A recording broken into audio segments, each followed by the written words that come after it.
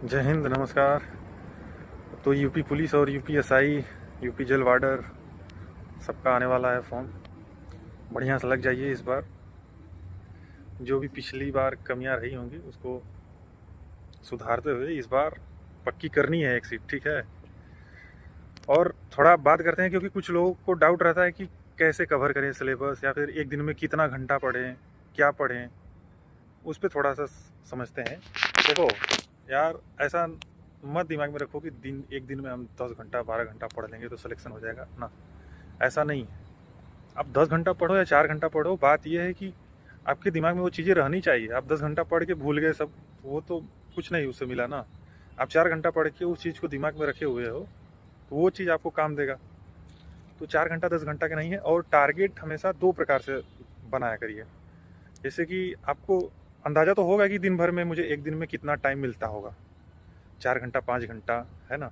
अगर आप बस समझ लीजिए, अगर मान लीजिए आपको दिन भर में 5 घंटा मिल रहा है और आप टारगेट बना लियो कि मुझे 5 घंटे पढ़ाई करनी है, कुछ भी हो जाए मुझे 5 घंटा पढ़ाई करनी है, तो आपका मन भी नहीं करेगा ना। तो आप पढ़ाई लेके ऐसे किताब खोल के बैठे रहोगे और कहीं ना कहीं दिमाग इधर उधर घूमता रहेगा और 5 घंटा ऐसे बीत जाएगा। आपको लगेगा कि वाह, हम तो 5 घंटा भाई अपना टारगेट लिए थे और 5 घंटा पूरा हो गया, पढ़ाई बंद कर देंगे। पर कितना पढ़े, कितना दिमाग में घुसा, वो तो आप ही को पता होगा।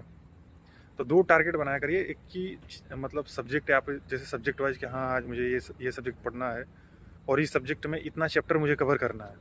आप जीके जीएस पढ़ रहे हो तो फिर उसमें चैप्टर अपना नोट डाउन कर सकते हो कि मुझे इतना चैप्टर एक दिन में कवर करना है। और एक टाइम का भी टारगेट रहे कि कम से कम 5 घंटा, जो भी टाइम आपको मिलता है उस हिसाब से, कि 4 घंटा 5 घंटा 6 घंटा जितना भी टाइम आपको मिलता होगा उस हिसाब से आप टारगेट बना सकते हैं, ठीक है। अगर आप स्टार्ट कर रहे हो तो ऐसे, और आपका कहीं ना कहीं कुछ बेसिक अगर तैयार है तो और आगे सिलेबस कंप्लीट करिए। और उसके बाद सबसे बड़ी चीज़ होती है मॉक टेस्ट देना। क्योंकि आप जो एग्ज़ाम में जो चीज़ फेस करोगे वो चीज़ मॉक टेस्ट के रूप में रहता है, समझ लीजिए। तो मॉक टेस्ट देना बहुत ही ज़रूरी रहता है किसी भी एग्ज़ाम को क्वालिफाई करने के लिए। क्योंकि वहीं से आपका जो क्या आपको परीक्षा में फेस करने को मिलेगा वहाँ आपको पता चलता है। टाइम का प्रेशर रहता है, क्वेश्चन का, कि कौन से क्वेश्चन को अटेम्प्ट करा जाए, किसको स्किप करा जाए, वहाँ से चीज़ें क्लियर होती हैं। और कुछ लोग तो बहुत डरते हैं मॉक टेस्ट से कि नंबर कम आ जाएगा, होपलेस होंगे।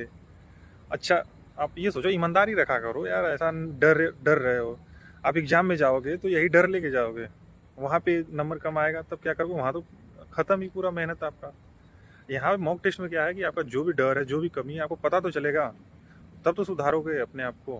और डायरेक्ट जाओगे एग्ज़ाम देने, कितना भी पढ़ लो, हर चीज़ कवर कर लो सिलेबस, पर उससे तो कुछ नहीं होगा ना। आपको जो फेस करना पड़ेगा जो एग्ज़ाम में, वो चीज़ आपको प्रैक्टिस के रूप में अगर मिल रहा है मॉक टेस्ट के रूप में, तो उसको करिए। देखिए कि हाँ, मुझे क्या क्या आ रहा है और फिर क्या क्या दिक्कत है, क्या क्या कमियाँ हैं। क्योंकि सबसे बड़ा तो टाइम का खेल रहता है ना। 1 घंटे 1.5 घंटे का एक पेपर रहता है।